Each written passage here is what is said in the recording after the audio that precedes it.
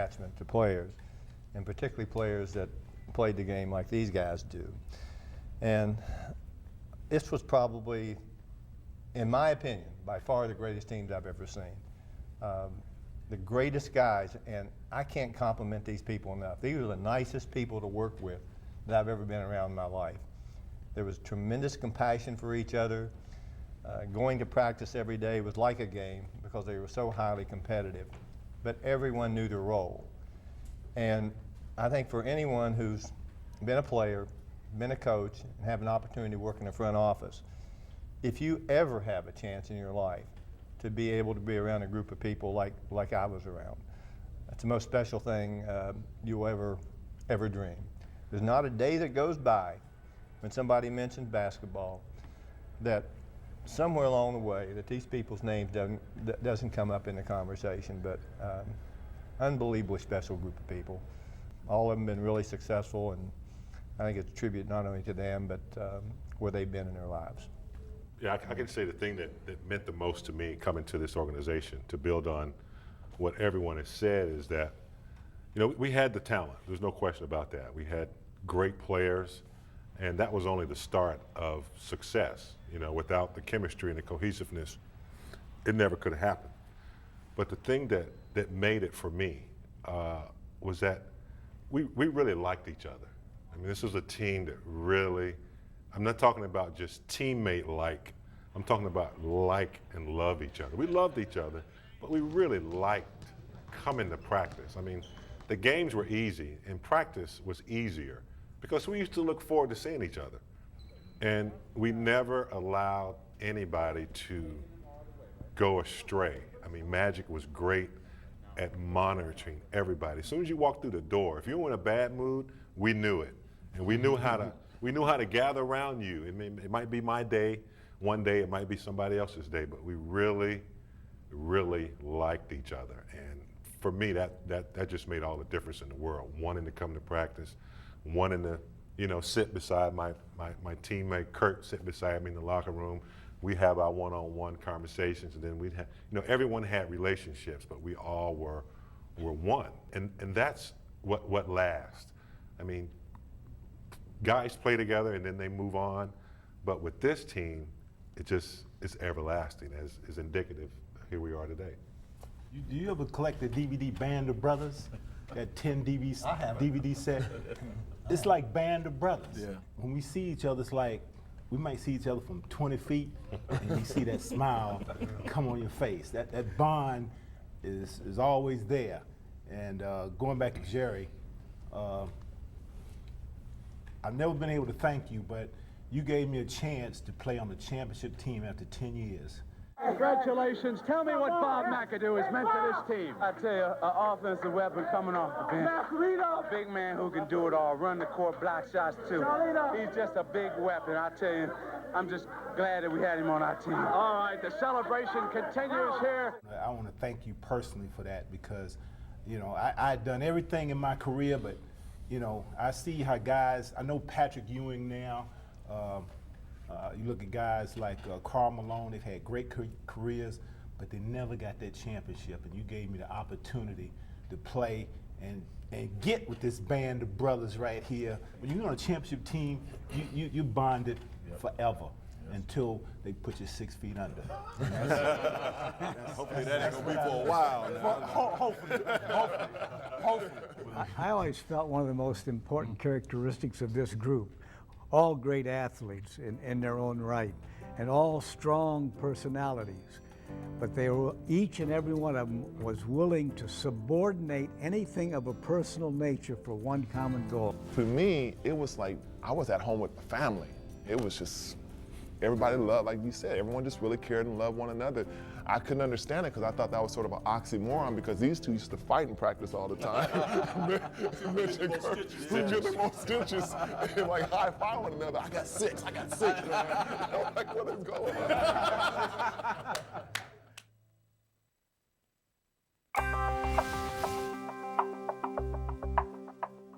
It would be great if you could get a team of, at time, 12 people and keep them together for 10 years. It'd be a wonderful thing. It doesn't happen that way in basketball.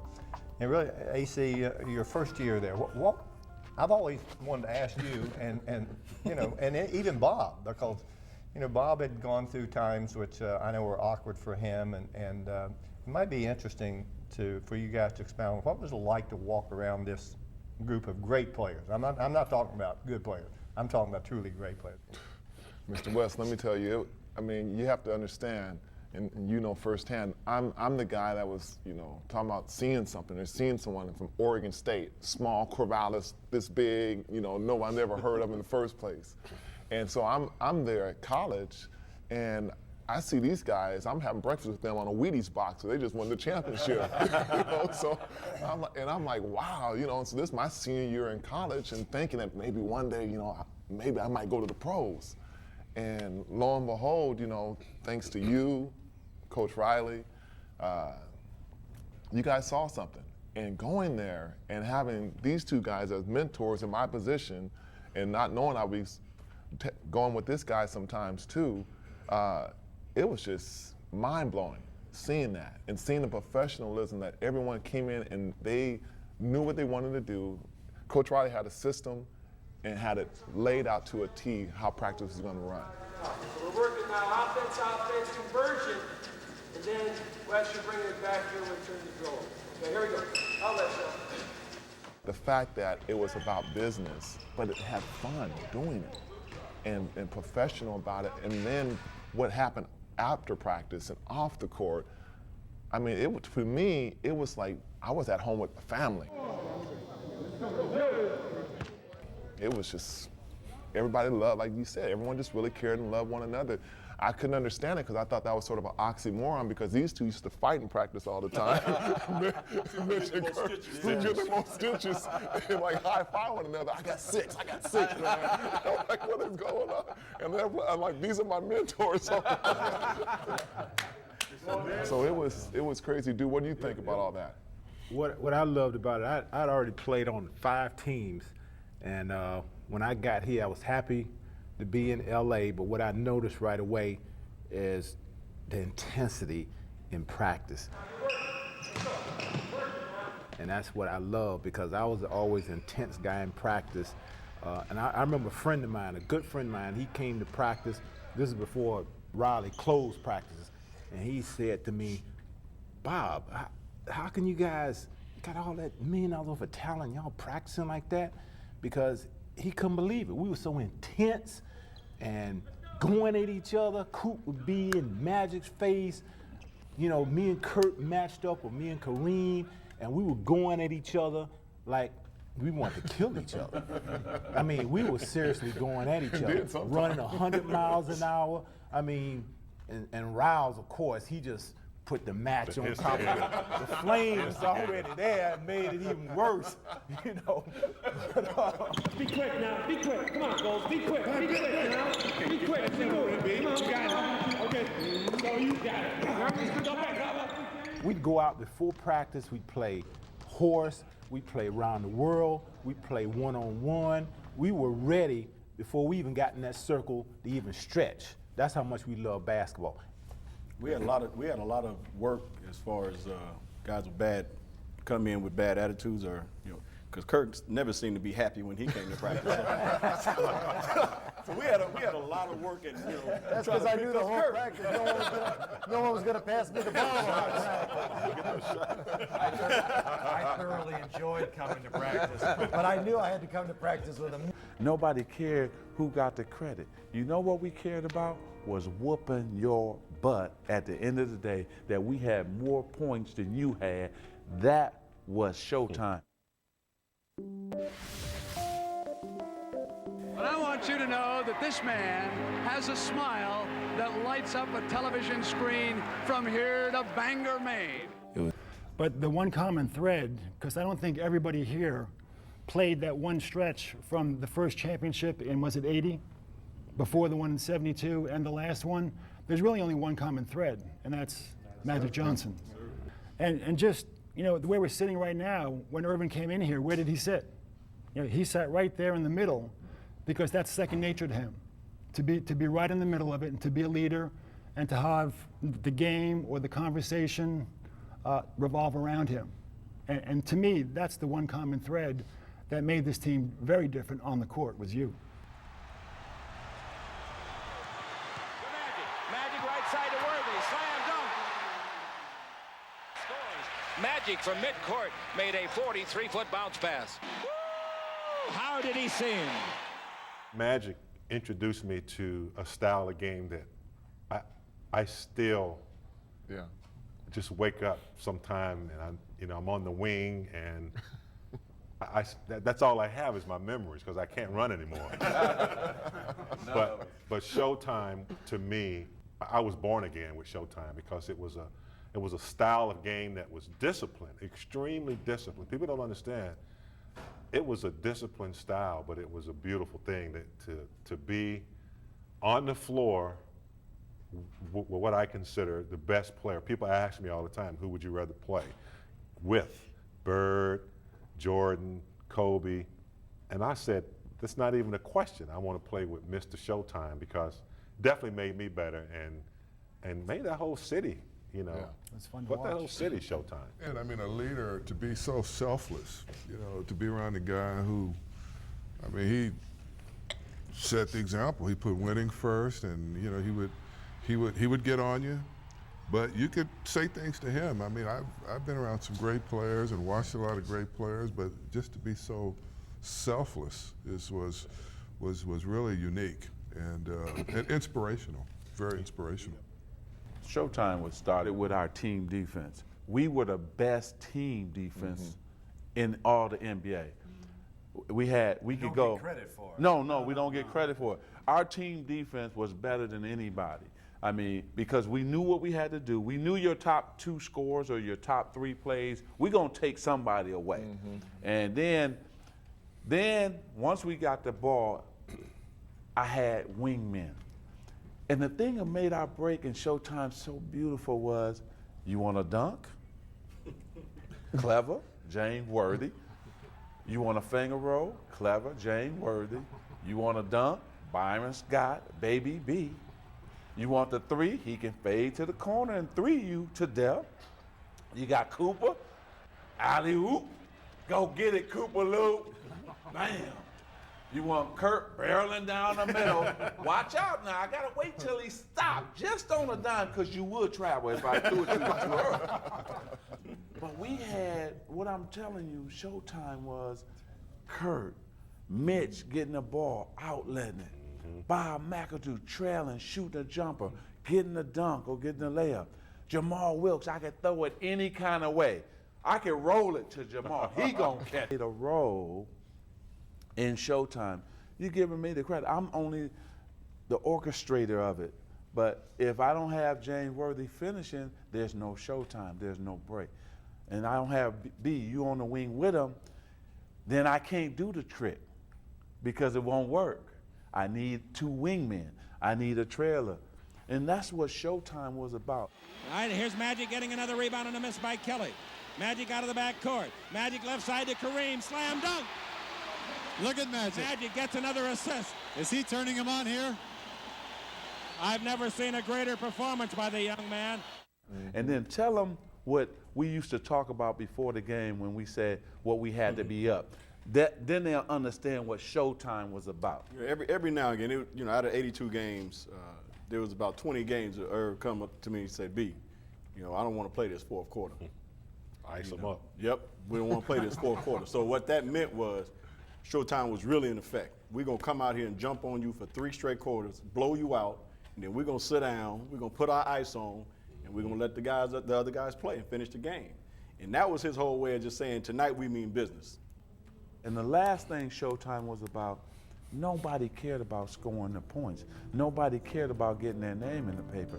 Nobody cared who got the credit. You know what we cared about? Was whooping your butt at the end of the day, that we had more points than you had. That was Showtime. I watched Irvin Johnson when he first started playing. And the one thing I've always said about him, I said, when he was born, somebody sprinkled a little extra gold dust on this man. Doing was we got an opportunity, and I think Byron and AC and all the guys who were on the end of that break, we got a chance to see some of the best trickery of all time. I mean, it's one thing when you're playing and you dunk and you turn the crowd on, but when you're out there with somebody on the floor and they're doing things and you're out there on the floor saying, damn, did you see that? Scott lost it. Here comes Magic to pick it up. Magic's in deep and no left pass to Scott. Slammed up. Magic Johnson accelerates, finds the open man. 360 turn up midcourt. He's in the front court. He's down the middle. He's all the way back. That layup good. You have to understand, when Magic gets a rebound, we're not even on the other end of the court yet. He's already decided on how he's going to trick you. He already sees the angles because he knows Byron and I are running, Coop and Byron are running. So he's already, Magic could take a snapshot of the court, meaning that he could be in effort to get a rebound. And when the ball hit his hand, he just took a quick snapshot, and that's all he needed to take. But I remember this one play, we were going against Phoenix, 3-on-2. They had 2 defenders back. And you know, imagine when those eyes get big like that, he had already figured out what he's going to do. It's over. So he's coming down. Byron's I'm on the left side. Byron's coming, trailing on the right side. And Magic whoops it around his back like so, like he's going to come to me. And you can see the whole building just shift. Forget about the players. The people in the stands just shifted. And he looked at me and whooped it back to Byron.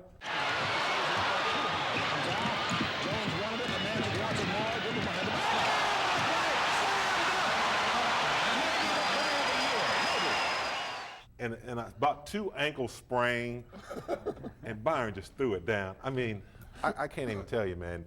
You used to give us some pleasure. You used to give us pleasure on the court, just trickery after trickery. And that was Showtime.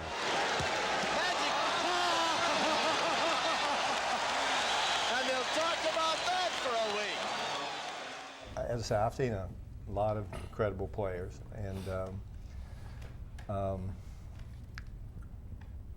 I'm not sure in my lifetime that some people are born and it's almost like they're put here for a reason.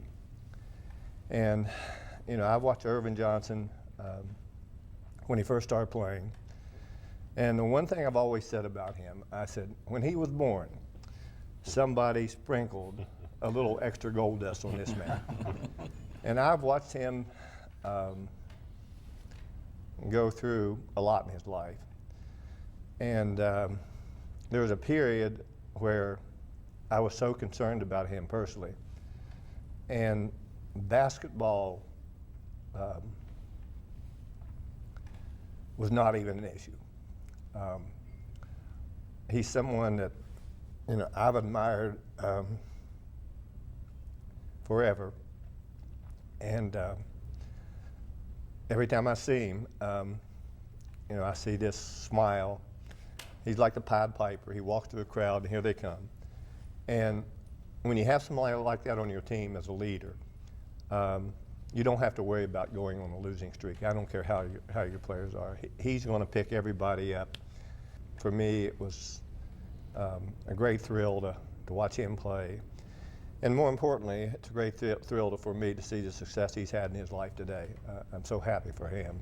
But more importantly, I think the love he shows for you guys, when he could be above you, he never showed that. And a unique man, we had a unique coach, and really some really unique players and people who work together very closely. And to be part of that has been my life. Well, you're the architect, and you always brought in what we needed. Well, we were fortunate. We were fortunate. The Lakers are known around the world because of what Jerry was able to do as a player and as the general manager, the vice president, the titles that he held. But it's great for me. We haven't had this much fun, and I don't know how long, just laughing, the hugs. And I often tell people it's 2 things that you miss when you retire. It's the competitiveness and the camaraderie of the guys and the friendships. And I tell young players, you better enjoy it and bottle it up because it's over so fast. We all think it was gonna last forever, but it was over so fast, and I just miss all of them. So this was just special to see everybody once again. That was it. Thank you, guys. We done.